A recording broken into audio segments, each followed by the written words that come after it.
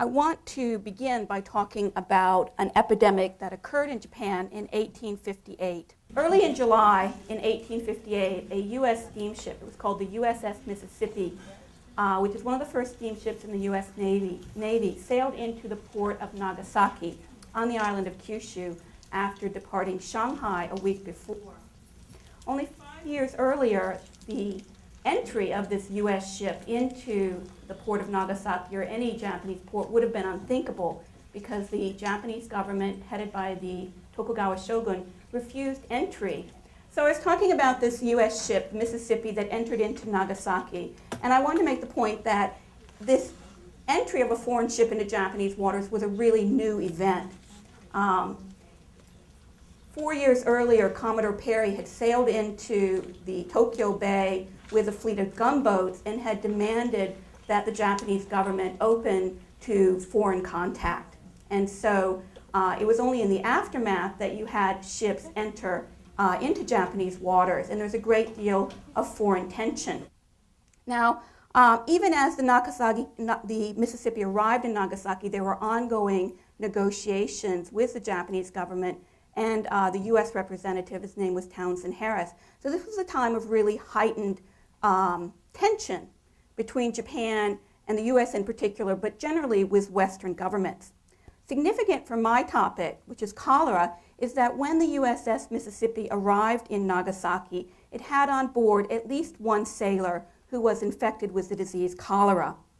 And within 2 weeks of the Mississippi's arrival in Japan, dozens of people in that city had fallen ill. And then over the course of the next months, the disease spread throughout Japan. By early September, cholera had reached Edo, which is the pre-modern name for the modern city of Tokyo. This city was the capital of the shogun's government, and it was already one of the largest cities in the world, having over 1 million residents.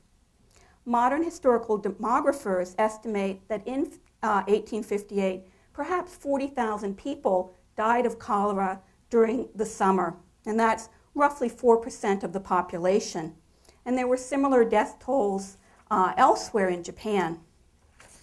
Well, in my talk today, I want to use 19th century Japan's experience of cholera as a kind of case study to explore how societies deal with unfamiliar and devastating epidemic disease. While my own interest, because I'm a historian of Japan, is in exploring the cultural meaning and consequences of this specific disease, cholera, for the specific society, that is Japan, I think this case study can be useful for thinking in cross-cultural terms about how people make sense of the experience of epidemic disease and how epidemic disease can affect social and political change and reveal social tensions. So I want to look closely at two of the epidemics that Japan experienced in the 19th century, two of the cholera epidemics, one that occurred in 1858 and then another that occurred in 1879. I put this map up and I can just take a moment to show you some of the places I'm talking about. There's the city of Nagasaki. That's where cholera was first introduced in 1858. And then it traveled northward, and this is Tokyo, which was the major population center in that period. And here I have a slightly funky illustration of the Mississippi itself. It was a steamer. It was actually one of the ships that accompanied Commodore Perry on his initial journey to Japan. So it was well known in Japan because of its associations with Perry. So then its arrival bringing disease, was another sort of moment in rising anti-foreign sentiment. And here we see the port of Nagasaki circa 1858, and you can see this is an image from 1858, and as I say here, it's a site of a crematorium. Well, these are actually caskets. Caskets in Japan were not sort of long rectangular boxes. They were actually this shape, and people were put in them in a fetal position. So the interest of this is in this overwhelmed crematorium that so many people have died, they can't kind of keep up with the disposal of the bodies. Okay, and here I just have a very simple chart showing on the one hand the worldwide pandemics and their course, and then their correlation with Japan. So you can see here that the exposure in 1858 came as a result of the third pandemic of cholera in the 19th century world. Well, I should begin by saying that Japan's experience of cholera as a new disease in the 19th century was by no means unique. Cholera had been present on the South Asian subcontinent for centuries.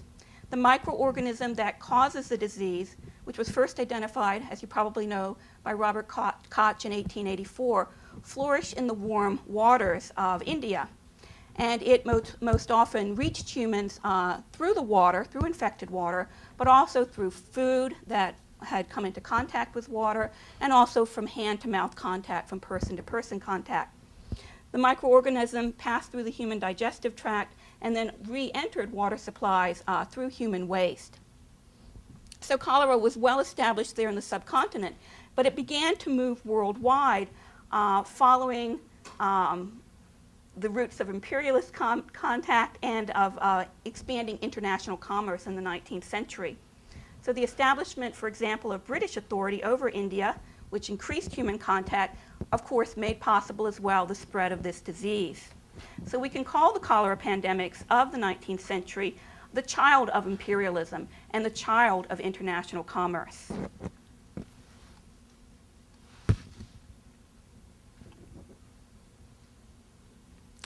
Now the first pandemic, let me go back, the first pandemic of this century began in 1817, as my little chart here shows, when India experienced a major outbreak. The disease then spread through Afghanistan and Persia, then reached Russia by 1830, and then moved to Northern Europe and North America, and then finally to Southern Europe and South America. So it took the disease, about 15, 16 years to kind of spread around the world. This was the slowest of the 19th century pandemics. The ones that occurred later spread more quickly because railway travel and steamship travel had become more common, making possible the more rapid spread of the disease. Now, when Europeans were first exposed to cholera in the early part of the 19th century, they were horrified by its virulence and also by the set of symptoms that characterize this disease. The mortality rates of early pandemics were staggering. Roughly half the people infected with the disease in the 19th century died, and died very quickly.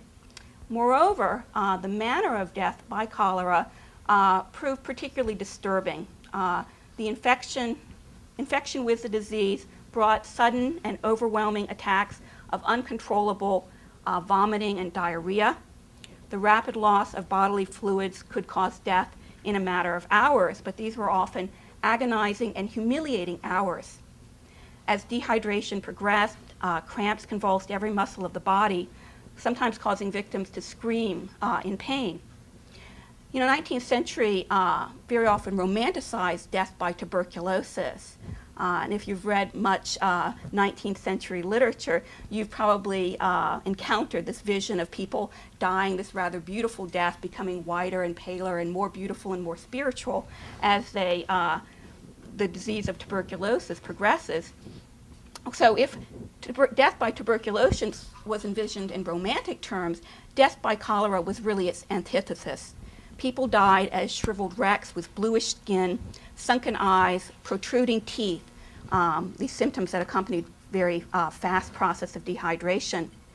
The French termed death from cholera a dog's death, or the blue terror, pointing to the humiliating state that people died in, as well as this sort of ghastly blue appearance. Now, Japan's first exposure to cholera actually came in 1822 during the first pandemic. The disease seems to have moved from the Korean peninsula, since the first outbreak was actually in the city of Shimonoseki. Oh, sorry. And this is, the city of Shimonoseki is right here. Korea doesn't appear here, but it's just a very brief leap from Shimonoseki to the Korean peninsula. Historians of medicine speculate that the disease moved from the Korean peninsula to Shimonoseki, probably by some Chinese trader. But what's really interesting here is that while there were substantial outbreaks in Western Japan, for some reason the disease stopped its spread. It moved upwards here, but stopped before it reached Edo. And there's no explanation. It's one of those medical mysteries. But the tremendous loss of life that characterized the 1858 epidemic did not occur. Okay. Well, as I said, this was a new disease. Japanese physicians didn't immediately know what it was, and so there's this kind of interesting process of attempting to name the disease that occurred. They initially called it, they coined a new term in Japanese, they called it bakushabio, and this literally means, it's written with these three characters here, sudden vomiting disease. So they're sort of naming it by the set of symptoms that accompanied it. Now there were Dutch in Nagasaki, the official Dutch trading expedition, and they informed the Japanese officials that this disease was known as cholera in Europe. And so this term cholera becomes known in Japan, but there's an interesting process of what we might call naturalization or indigenization that happens. And so one of the terms that becomes very popular for the disease is korori. And it's a kind of play on words, I think. Cholera would be the Japanese pronunciation of cholera if you Romanized it, and korori. But this is also a bit of onomatopoeia, and it describes something falling. So, as I say, it's something like thump. The sound of something falling is korori. And I think this relates to this idea that you became ill with cholera and you collapsed very quickly. So this korori is supposed to be the fall of people collapsing as the disease progresses. And it was a very popular way of describing the disease was actually mika korori, 3 days and thump disease, 3 days and you fall over disease. Now, in the case of Japanese, you can write a word. This is a phonetic writing system called katakana. These are phonetic symbols, but you can also apply Chinese characters to them. And in this case, the Chinese characters are being used for their sound, but also they carry meaning. So there's a kind of interesting way in which the people that coin these terms are using Chinese characters to apply some kind of meaning to this attempt to transcribe a word of foreign origin. And what I'm interested in is the Chinese characters that they chose. I mean, they could have chose many different things.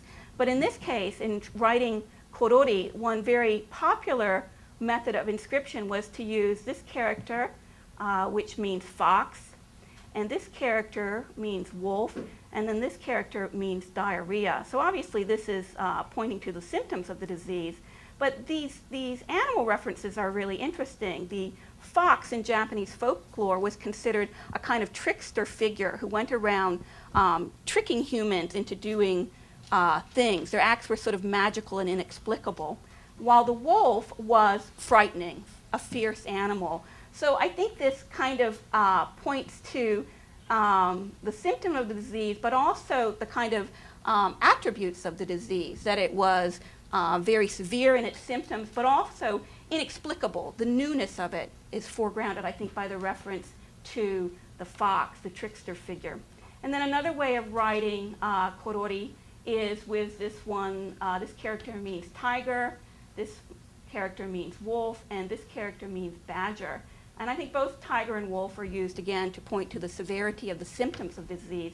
And the badger, again in Japanese folklore, was a kind of trickster figure, an animal that went around deceiving humans and causing them to make sometimes disastrous mistakes.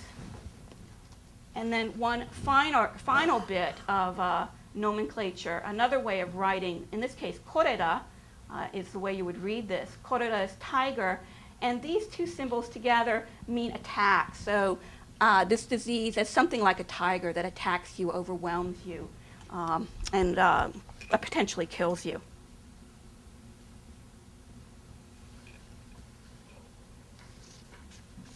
Now, after this initial introduction of cholera in 1822, cholera disappeared from Japan for 36 years.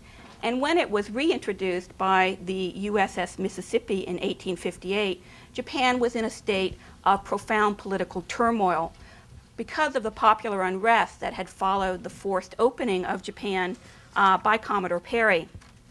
So what's very interesting is that people quickly made the connection between the arrival of this U.S. ship and the spread of this disease, but lacking any understanding of its infectious nature, they came up with other explanations, but also ones which associated the disease with the foreign presence.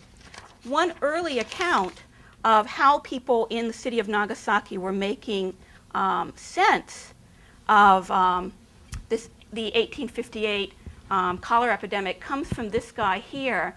He was a Dutch naval physician, and his name was Pompey van Metervoort. And he was hired by the Japanese government, the government of the shogun, to come to Nagasaki and to teach modern Western medicine to young Japanese samurai. So these guys are actually his students. And this was part of a kind of self-strengthening program that the Bakufu adopted to meet the foreign threat that they perceived in the aftermath of Perry's arrival. So von Metervoort was part of a kind of modernizing enterprise undertaken by the shogun's government. So he was there in Nagasaki in 1858, and in his memoirs he talks about, at some length, the reaction to the 1858 epidemic in Nagasaki. And this is what he writes, and I'm quoting here. And he said, "The citizens in the wake of the introduction of the disease were completely overwhelmed. It was rumored that the cause of the disease was that the country had been opened by foreigners. And the attitude of the populace to foreigners changed, and now they looked at us as their enemies." And so he's talking about the kind of treatment that foreigners in Nagasaki received. Now we have another account which comes from this guy here.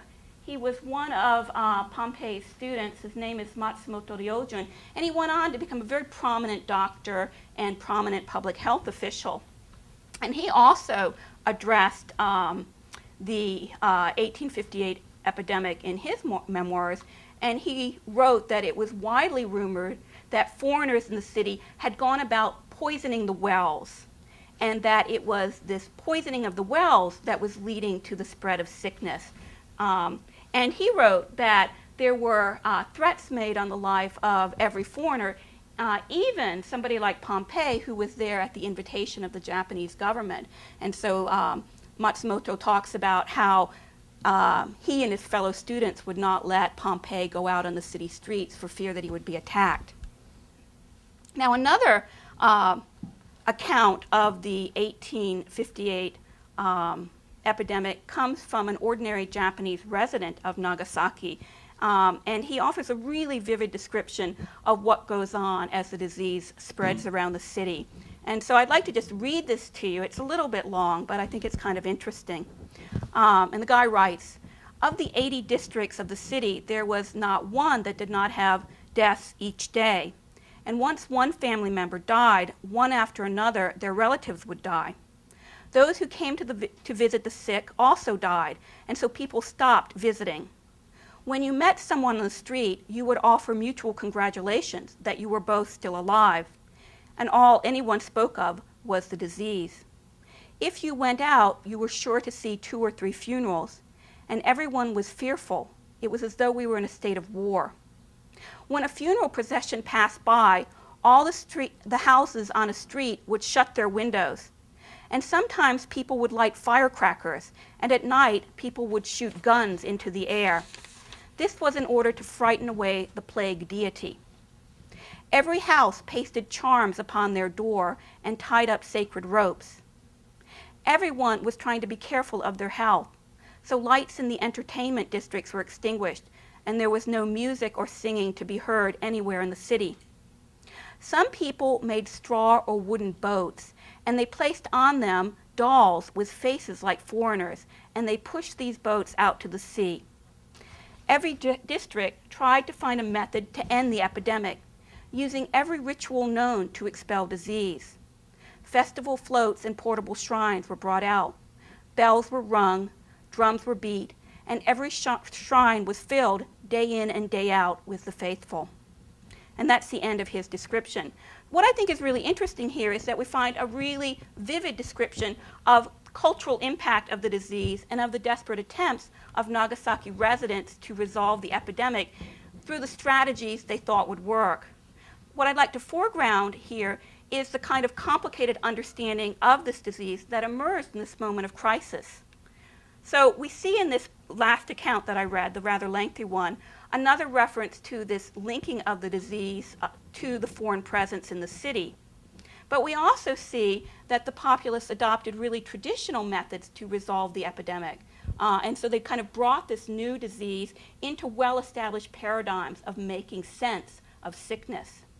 Now, before the introduction of cholera, the most prevalent infectious disease in Japan was smallpox. And this was present in Japan from the ancient period, and it was widely believed, generally believed, that smallpox was the result of the arrival of a plague god. And so there were a variety of sort of strategies that emerged over time that were either designed to make this plague smallpox-bearing deity, the smallpox god, not come, or once he had arrived and infected someone, to keep him happy, to placate him, so that he would leave without causing anyone's death. So up here, these first three, these three images here, 1, 2, and 3, these are all examples of smallpox charms that were designed to ward away the disease. You can see in all this one, and this one that they make heavy use of the color red. And red had associations with smallpox, so although people were not quite sure why it had an efficacious effect. One theory was that the plague deity liked red, and therefore if you put up charms using red, he was happy and therefore didn't kill anyone. The other theory was that he in fact hated red, and so if you put it up, he would keep away. But either way, people use this color red. Now these figures that we see here are, as you can see, they're sort of martial figures, warrior-type figures that are drawn either from folklore or from Japanese history. So this guy here is Momotaro, and he's from a Japanese folk story, and it's kind of a fairy tale. He goes out and conquers an ogre. But this sort of magical associations with him, or his ability to conquer an ogre, sort of lend himself to this charm where he's, I think the theory goes, is going to bring his martial prowess against the smallpox deity. Okay, so this is another smallpox charm, and this is a famous warrior from the 11th century. His name is Genji Tomotane. And what's interesting about him is that in the 11th century, he was exiled to a small island. And while he was in residence there was a terrible smallpox epidemic. But somehow it didn't affect the island where he was exiled to. And so people began to believe that he had some kind of magical power to ward off smallpox. And so he became a very popular figure on smallpox charms. And then here we actually can see this martial figure fighting off the smallpox deity is represented here, and you can see that he's covered with the red pockmarks of the disease. Now, this is not a smallpox charm. This is actually a cholera charm that dates from 1858, and it has a series of sort of magical animals on it, a phoenix, a turtle, a phoenix, a turtle, a tiger, and a dragon. And the directions here, the text of the charm, tell you to take 4 copies of this, paste it on your house at every direction, and it would ward off the arrival of cholera. It would protect the household magically. And there was just this tremendous production of these kinds of charms in Japan in 1858. So they take the sort of ways that have been used to deal with smallpox and apply them to this new disease. And so here's another smallpox charm. And what's really interesting to me as a historian of Japan is the kind of choices of protective figures that appear on the different charms. So this guy here is a Japanese deity named Sukunabiko. And in the Japanese mytho-history, the account of the age of the gods, he's supposed to have gone off to what's simply named as another world, the other world. That's the words that are used in the text. But people reading this 8th century mytho-history in the 19th century associate this other world with Europe and America.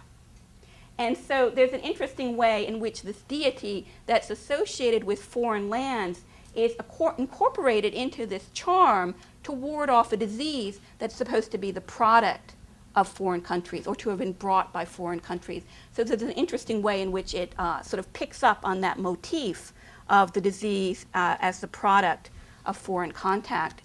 And here's just one more cholera charm, and I think this one's also very interesting. You have here this thumbprint, which is, or handprint I should say, which is supposed to be the handprint of this guy here. He's another sort of famous warrior from the 16th century in this case, and his name is Kato Kiyomasa. And I was thinking long and hard about why is this guy used as a kind of protective figure against cholera. And I think there's two possibilities. One is that he was the warlord of the city of Kagoshima, which is in Kyushu and not very far from Nagasaki. So there may be some kind of regional association. But the other thing that's very interesting about Kato Kiyomasa is that he was famous for suffering from leprosy. And he was gradually disfigured by the course of the disease. And one of the things that he did, because he himself was a sufferer of leprosy, was to build shelters for leprosy sufferers in 16th century Japan. So there may be a kind of connection here between this kind of idea that he has some kind of relationship to one contagious disease that is leprosy, got connections to the place that is Kyushu, and he's also a famous military hero who can ward off disease, and so he's brought to bear on this particular charm. Now, if you think back to the that long account of a Nagasaki resident that I read, you might remember that he makes mention of things like people shooting off firecrackers, firing guns into the air, beating drums. And these were all activities designed to drive away plague deities who were supposed to be not fond of loud noises and the like. Similarly, he makes mention of performing festival-type activities, parades or processions through the streets. And this was also something that was used to deal with epidemics of smallpox. But we know that in the wake of the introduction of cholera in 1858, people resorted to these kinds of things as well. And this image shows a cholera festival in the city of Kyoto, which was the imperial capital. It's there in western Japan. And so we can sort of identify the kinds of, these are sort of tall, float-like objects that people carried, and they all have certain kinds of religious significance.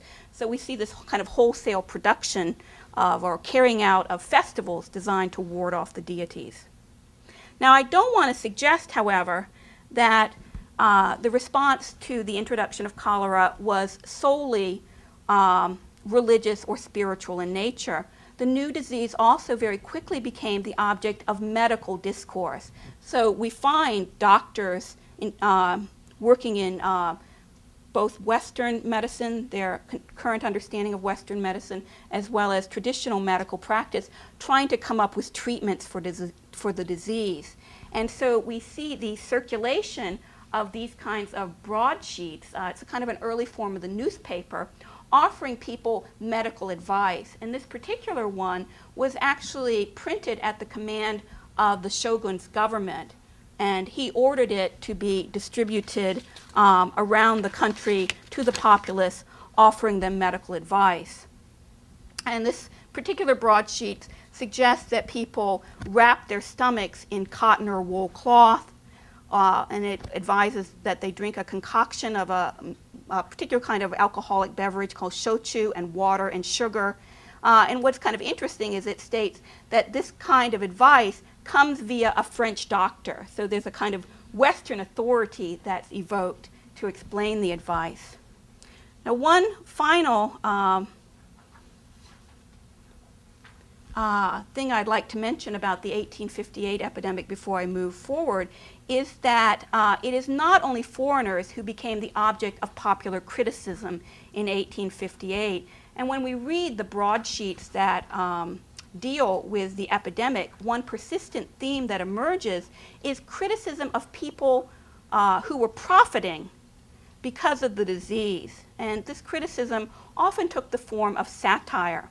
So this is an example of one of these satirical broadsheets attacking people profiting from others' suffering.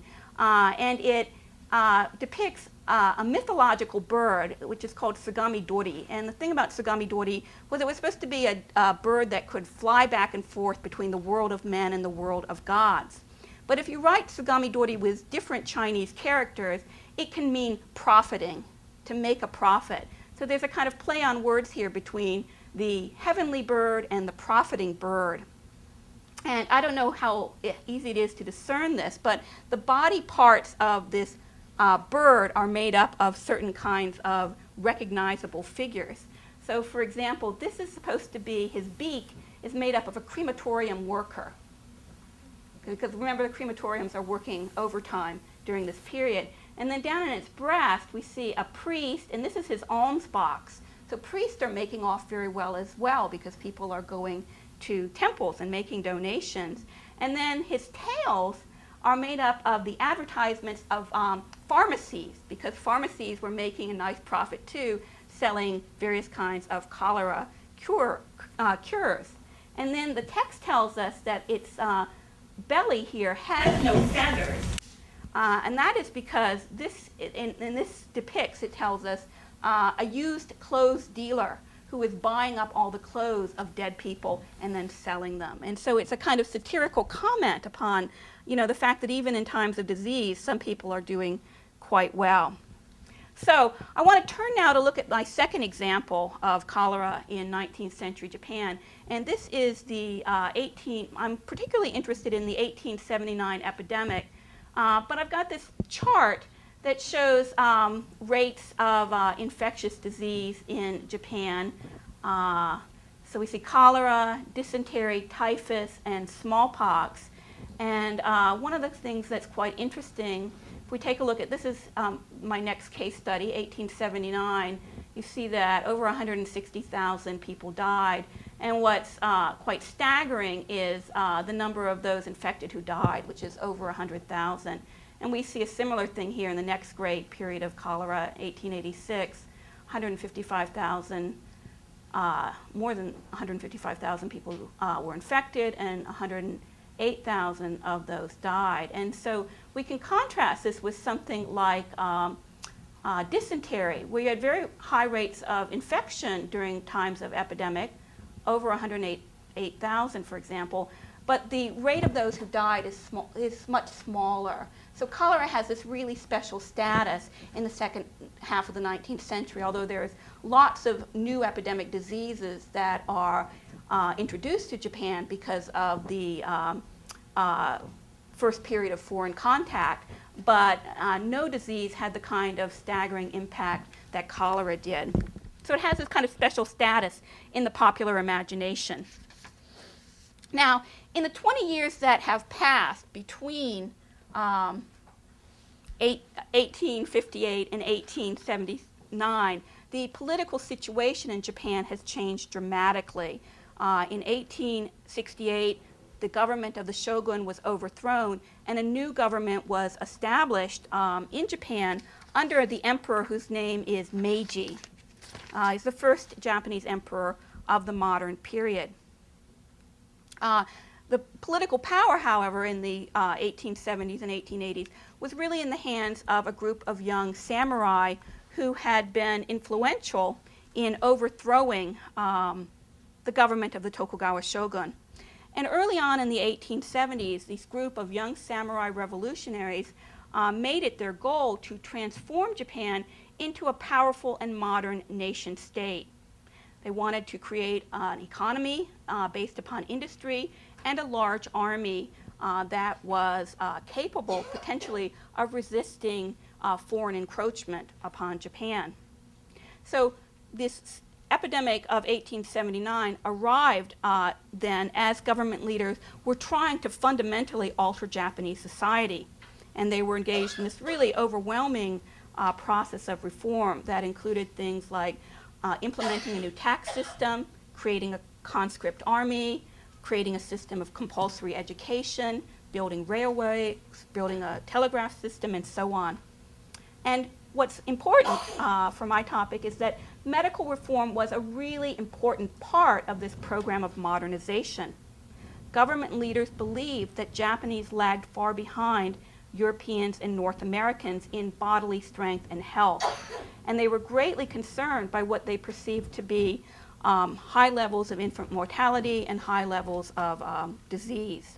And they believed that healthy workers and healthy soldiers and healthy women capable of producing healthy babies were a crucial component to national strength. And so improving health became a really important part of the plan of modernizing Japan. And to that end, the government engages in a variety of things. They created new medical schools, new schools of midwifery, new nursing schools to train a new medical elite. They created public hospitals and encouraged people to abandon existing forms of treatment like Chinese herbal medicine or acupuncture and to make use of Western medicine. And they also tried in a very sustained way to address the personal habits of the populace, urging them, for example, to eat meat and bread, was the idea that these were more nutritious food things and would make people stronger and bigger. They encouraged people to wash with soap and to brush their teeth, to abandon traditional kinds of dress and hairstyles, and all of this was in the name of producing a more hygienic, healthier lifestyle.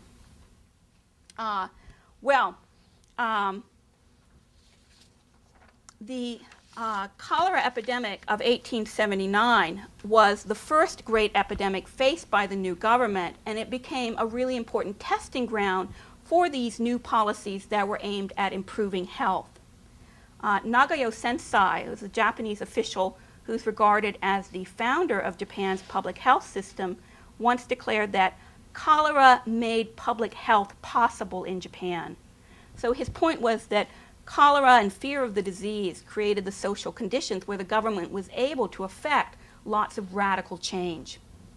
Now, this epidemic I'm interested in 1879, was part of the fourth pandemic of the 19th century.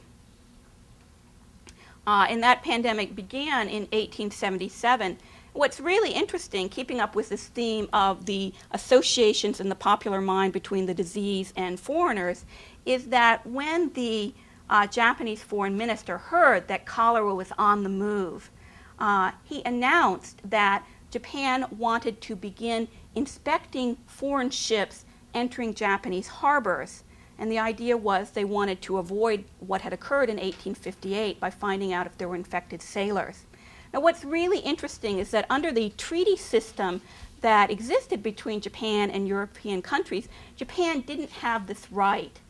This treaty system is often referred to as a set of unequal treaties because the Western partners in treaties had a set of prerogatives that were denied Japan. And so Japanese ships that sailed into San Francisco could be inspected by American customs inspectors or public health officials, but the reverse was not the case. And so the Japanese attempts to ward off the disease in these ways became impossible because of the particular international context of the 19th century. Now, the point of origin of the 1879 epidemic is not clear, but the first major outbreak occurred on the island of Kyushu again. Let's see. And it occurred right, let's see. It occurred in this area. And what's interesting about the place it occurred is that it was actually a hot spring resort. It was a resort town where people went to take medicinal waters. You know, you would bathe in this lovely hot spring. It's immensely pleasurable, I should say. And it probably somebody who was infected by the disease in some other site came there, and then they began to spread it. And you can imagine a hot spring resort is the ideal place to spread the waterborne disease that is cholera. And because it was a resort town, you had people, travelers from all over the country there for pleasure trips. And when the disease broke out, they tried to quickly go home. So this created the kind of ideal situation for the rapid spread of the disease all around the country.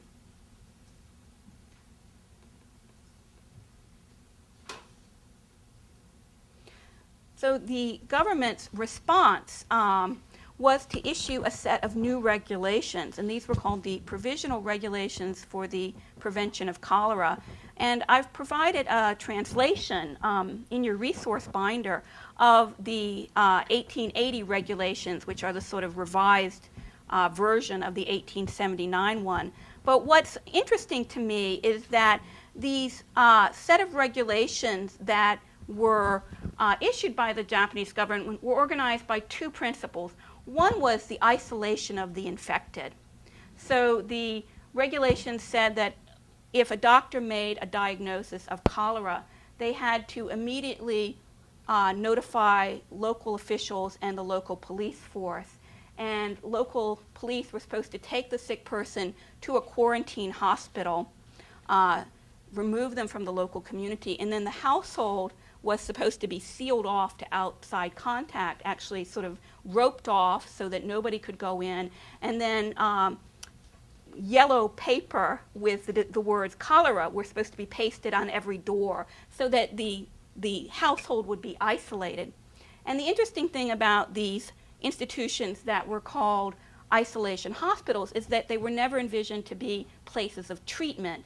They were meant to be places to isolate the sick.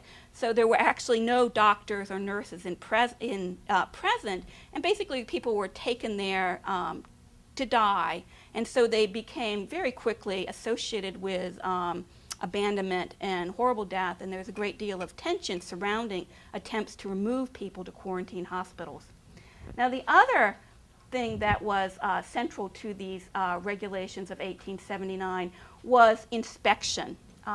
So the police and local officials were empowered to stop people on the streets when there was a cholera outbreak and to search their person and their luggage. They were allowed to enter households where cholera was suspected to see if there was actually anybody who was sick. And so there was a kind of way in which cholera created this situation whereby the new state inserted itself into people's lives in a way that was truly unprecedented. Nagayo Sensei, the guy that I spoke about a moment ago, who's kind of considered the father of public health in Japan, wrote about the policies that emerged in 1879, that our policy was that in order to save the greatest number of people, we did not have time to worry about the few. And so there was this kind of purposeful sense that if individuals had to suffer, it was worth it because they were protecting the larger population, and they were quite self-conscious about that.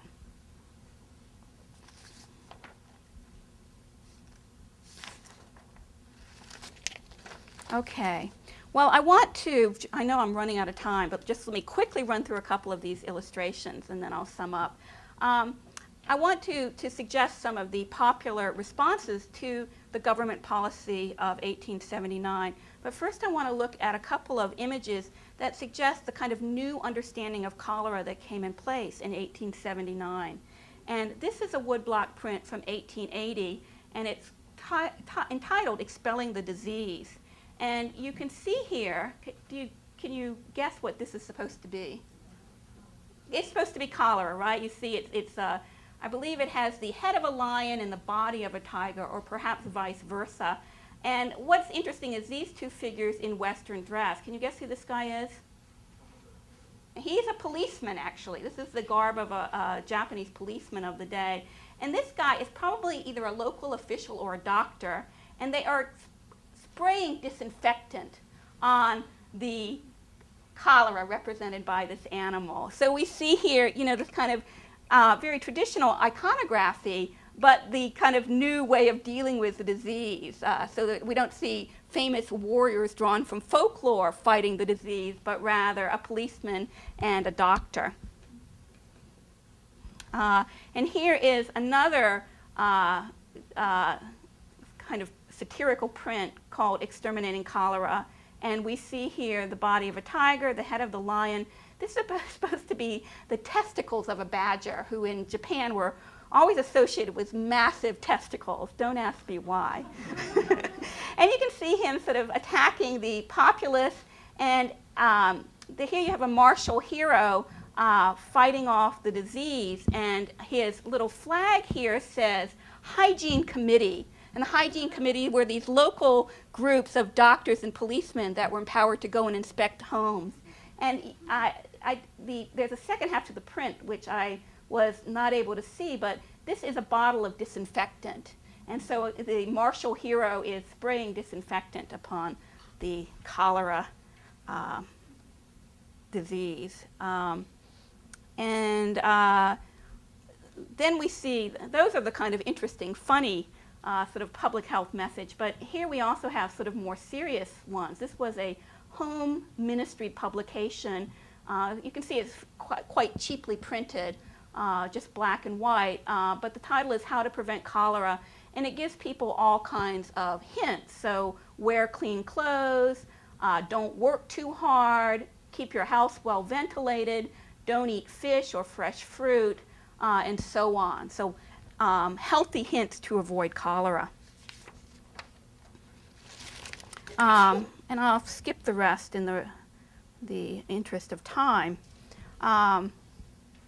But what these illustrations suggest, I think, is that the understanding of cholera that had oriented responses in 1858, in which it was viewed as the result of the workings of a plague deity, and in which the response was then to use charms and religious rites to prevent the disease or alleviate it, that has largely been supplanted in 1879. And so we see a really different understanding, a kind of more modern understanding of the disease etiology in place.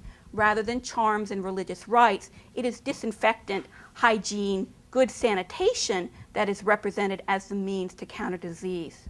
And although the iconography of magical beasts and martial heroes is still utilized in these prints, they seem to be convenient images that are used rather self-consciously as symbols with ironical or satirical intent. So the belief element now seems to be really gone. I just very quickly want to talk about a phenomenon called cholera riots. So these images that we just looked at suggest that government policy was successful in very quickly reorienting the popular understanding of the disease. But I don't want to suggest that this meant that there was acceptance or compliance or even complete understanding of government policy. The 1879 epidemic was in fact accompanied by a new kind of social event, and these came to be called cholera riots. And again, in your resource binder, I've included some translations of newspaper accounts of these riots, and I hope you'll take a look at them if you have a chance. But basically, between July and September 1879, as cholera is spreading all over the country, we see close to 30 of these riots in 7 different provinces, or prefectures, I should say. Some so-called riots included only 30 or 40 people. The worst of them had more than 2,000 people involved. Some lasted a day. Others were ongoing periods of violence for 25 or 26 days. The prefecture that had the most violence was Niigata, which is on the northern part of the island of Honshu, Japan's seaside. And these were, so Niigata was the site not only of the greatest number, but also some of the most violent of the riots. And I'd like to just briefly describe some of what happened. Even before cholera reached Niigata in August, the prefectural government tried to intervene to limit the spread of the disease because they heard of its march northward, right, from Beppu, the hot spring resort.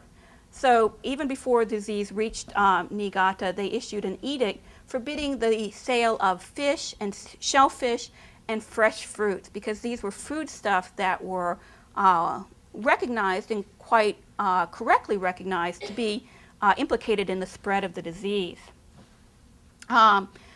There were people that ignored these regulations and continued to sell their goods, and they were arrested and jailed. But such efforts notwithstanding, outbreaks of cholera began in August. And in the midst of this, on the 5th of August, a group of fishermen gathered at a local temple and began to, it seems, complain to each other about the regulations forbidding them to engage in their trade.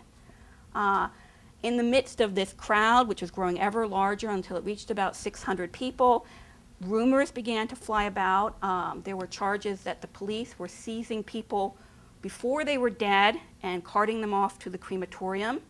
And this led to the mob of 500 or 600 people going out and looking for policemen, and they eventually found 2 of them and beat them. Then they left those 2 policemen for dead and invaded the home of several wealthy merchants where they began to loot and destroy property. And eventually, the prefectural government sent in a large force of 50 or 60 armed police who fired upon them in order to disperse the crowd. Then 2 days later, rioting broke out again in a village just east of Niigata City, the site of the original riot. And in this case, the riot seems to have been sparked by a rumor that doctors and police were using the epidemic to kill healthy people and to cut out their livers to be sent to America. And what's very interesting about this rumor, the cutting out the livers for an American market, is that it is all over the country. You find it in various sites. And so you have this idea of police and doctors in league with some kind of vague foreign conspiracy to harvest body parts, which the rumor goes that these were used for medicine in various ways, the liver in particular. And it may reflect this idea that in Chinese medicine, bear livers, for example, are used in certain kinds of medicinal products. Another rumor that began to circulate was that there was a former samurai who was poisoning local wells, and that this was the cause of the disease. So the mob in this village east of Nagasaki first goes to the home of this samurai, and they beat him to death. And then they happen upon a traveling peddler who just happened to be in the wrong place at the wrong time, and he falls subject to mob violence. Then when the local police try to intervene, they too are attacked. And so throughout the period of August 1879, Niigata is racked by these kinds of events. At one point, an American missionary, I should say a British missionary who's running a small church in this region is attacked by an angry mob, and so on. What I'd like to suggest is that these events in and around Niigata City in August 1879 revealed that so-called cholera riots were in fact very complex events involving multiple motives. It's clear that economic interest was part of what was going on. The fishermen who were involved in the initial riot were effectively deprived of their livelihood by prefectural policy forbidding the sale of fish and shellfish. And so I think they were reacting to that. But as the riots developed, there emerged this feeling of widespread distrust of official policies and of the individuals who enforced these policies. What Nagao Sensei portrayed as a rational choice, sacrificing the few to save the many, was a principle that was not easily comprehended at the local level. And the result was that police and doctors and local physicians, local officials, I should say, became the object of mob violence. And then thirdly, I think we see this persistent strain of anti-foreign xenophobia, which runs through the entire experience with cholera in the 19th century. The rumor that police were seizing the living to harvest their organs for a foreign market was widespread, and I think reflects continued fear and suspicion about the motives of foreigners, Westerners, toward Japan. And finally, and I didn't have a chance to talk too much about this, the outbreak of the disease also heightened pre-existing social tensions. So we see these pattern of attacking prosperous members of the community like merchants or village elites like former samurai. And so this suggests that the crisis of the disease had the power to stratify communities, exacerbating existing tensions of class and power and causing communities to dissolve into chaos. Now, by way of conclusion, I want to say that through this case study of Japan in the 19th century, I've tried to suggest some of the issues involved in figuring out how particular societies react to their encounter with a new and devastating epidemic disease. As we've seen, the initial response of the Japanese to cholera was to incorporate it into existing paradigms for understanding and responding to diseases that they knew and were familiar with. However, this strategy began to give way when the Japanese state in the 1870s began to play an overt role in managing the health of its citizenry. And in the wake of government efforts, I think it's undeniable that the popular understanding of cholera did shift quite dramatically. So by the late 1870s, we find little reference to plague deities in anybody's discussion of cholera. At the same time, the cholera epidemics of the last 30 years of the 19th century were never experienced as mere biological events. Rather, they were always social and cultural events that profoundly shaped how people related to their government and also how they related to each other. Okay.